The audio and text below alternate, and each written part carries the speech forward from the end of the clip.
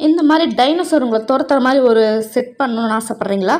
வாங்க வீடியோக்குள்ளே டைரெக்டாக போயிடலாம். ஸோ இந்த ப்ராசஸில் ஃபஸ்ட்டு ஸ்டெப் பார்த்தோம்னா உங்களோட வீடியோவை நீங்கள் ரெக்கார்ட் பண்ணலாம். இப்போ ஜுராசிக் பார்க் ஃபிலிம்லாம் பார்த்தீங்கன்னா தெரியும், அவங்க அப்படியே ஓடுவாங்க, எப்படி ஒரு மாதிரி பயத்தில் பின்னாடி திரும்பி பார்த்துட்டு ஓடுவாங்க இல்லையா?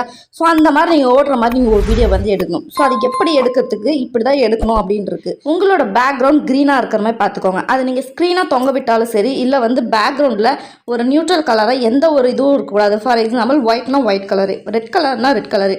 இந்த ஜன்னல் முன்னாடி கதவு எல்லாம் மிக்ஸ் ஆகிற மாதிரி எப்போவுமே வந்து ஒரு வீடியோ வந்து எடுக்காதீங்க. நெக்ஸ்ட்டு பார்த்தோம்னா அந்த பேக்ரவுண்ட் கலருக்கு கான்ட்ராஸ்ட்டாக ட்ரெஸ் போடுங்க. ஃபார் எக்ஸாம்பிள் ஒயிட் கலர் பேக்ரவுண்டாக இருந்துச்சுன்னா ஒரு க்ரீன் கலர், பிளாக் கலர் அந்த மாதிரி வந்து போடுங்க. சப்போஸ் பின்னாடி பேக்ரவுண்ட் வந்து க்ரீன் கலராக இருந்துச்சுன்னா முன்னாடி ஒயிட் கலர் அந்த மாதிரி கான்ட்ராஸ்ட்டாக வந்து ட்ரெஸ் போடுங்க. ஸோ இது முக்கியமான விஷயம். அப்போ தான் நம்ம குரோமா கீ யூஸ் பண்ணும்போது பின்னாடி பேக்ரவுண்டை மறைக்கும் போது நம்மளுக்கு பிரச்சனை வராது. அதுக்காக தான் நான் சொல்கிறேன். ஸோ இது மெயினான பாயிண்ட்டு. நெக்ஸ்ட்டு பார்த்தோம்னா நீங்கள் ஓடும்போது நீங்கள் ஓடிட்டே இருக்கணும் அப்படின்றதுலாம் அவசியம் கிடையாது. லைக் வந்து ஒரே நேரத்தில் நின்றுட்டு அப்படியே பின்னாடி பார்த்துக்கிட்டு டைனோசரை பார்க்குற மாதிரி பார்த்துட்டு ஒரே இடத்துல ஓட்டினா கூட போதும். அதை நம்ம மூவ் ஆகிற மாதிரி நம்ம பண்ணிக்கலாம். ஸோ அதனால் வந்து உங்களுக்கு பிரச்சனை வராது. ஸ்க்ரீன் ஒரே இடத்துல இருக்கிற மாதிரி நீங்கள் இருக்கிற மாதிரி நம்ம எடுத்துக்கலாம்.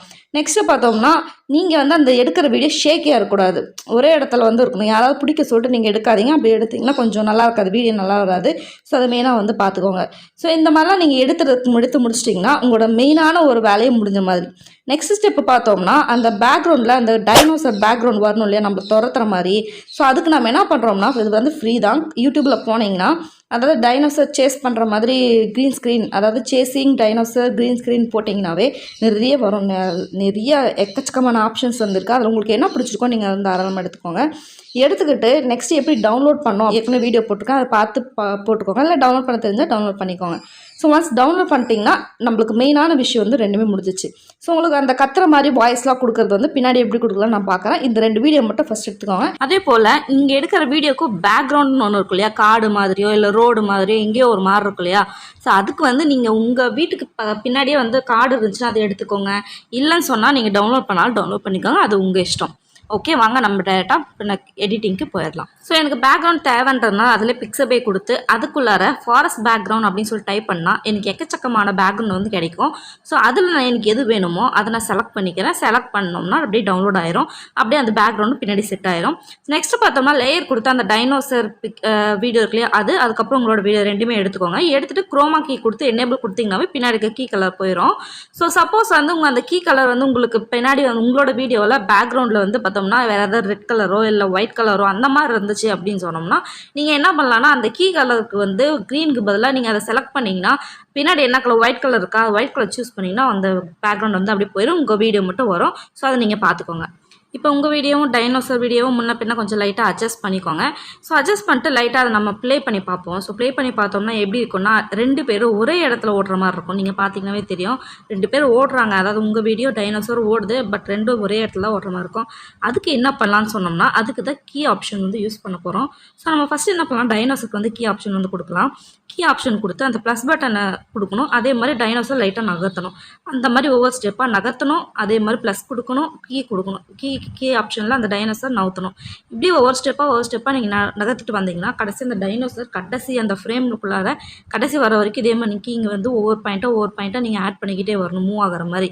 ஸோ அப்படி நீங்கள் கொடுக்கும்போது கடைசியாக ஃபைனல் ரிசல்ட் எப்படி ஆகும்னா அது அப்படியே ஓடுற மாதிரி நம்மளுக்கு வந்து அப்படியே தெரியும், மூவ் ஆகிற மாதிரி, அந்த ஃப்ரேம்குள்ளே மூவ் ஆகிற மாதிரி தெரியும். ஒரு டைம் கொஞ்சம் கஷ்டமாக தான் இருக்கும். நீங்கள் அதை ப்ராக்டிஸ் பண்ணிட்டு இருந்தீங்கன்னா கரெக்டாக அந்த கீ ஆப்ஷன் வந்து கரெக்டாக வந்துடும்.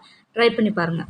ஸோ டைனோசருக்கு மாதிரி அந்த பொண்ணுக்கும், அதாவது உங்கள் வீடியோக்கும் நீங்கள் அதே மாதிரி கீ ஆப்ஷன் கொடுத்து கொஞ்சம் கொஞ்சமாக அந்த ஃப்ரேம்குள்ளே மூவ் பண்ணுற மாதிரி கொடுத்தீங்கன்னா இப்போ ப்ளே பண்ணி பார்க்கும்போது தெரியும் 2 பேர் அப்படி மூவ் ஆகி அப்படி ஓடுற மாதிரி தெரியும் அந்த 2 வீடியோவும். ஸோ இப்படி தான் நம்ம பண்ண போகிறோம். அந்த பேக்ரவுண்ட் கார்டு பார்த்தீங்கன்னா மூவ் ஆகிற மாதிரி இருக்குது பார்த்தியா, அந்த மாதிரி நீங்கள் கிளிப் கிராஃபிக்ஸில் கொடுத்துக்கலாம். இந்த மாதிரி பல எஃபெக்ட் வந்து உங்களோட கற்பனைக்கு ஏற்ற மாதிரி நீங்கள் கொடுத்துக்கலாம்.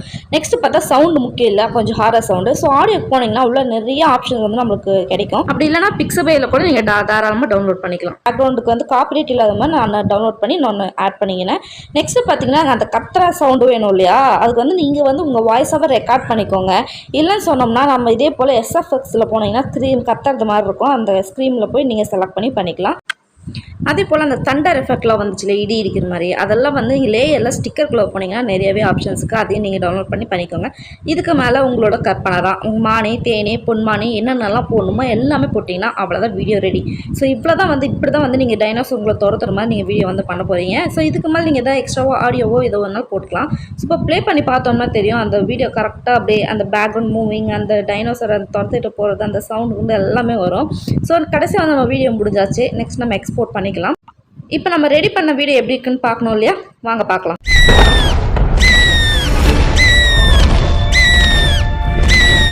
ஸோ அந்த கத்தருக்கு தான் கொஞ்சம் காமெடியாக இருக்குது. ஸோ நீங்கள் அதை பார்த்து கரெக்டாக பண்ணிக்கோங்க. சரி, இந்த மாதிரி இன்னும் நிறைய வீடியோ வேணும்னா மறக்காமல் சப்ஸ்கிரைப் பண்ணிக்கோங்க.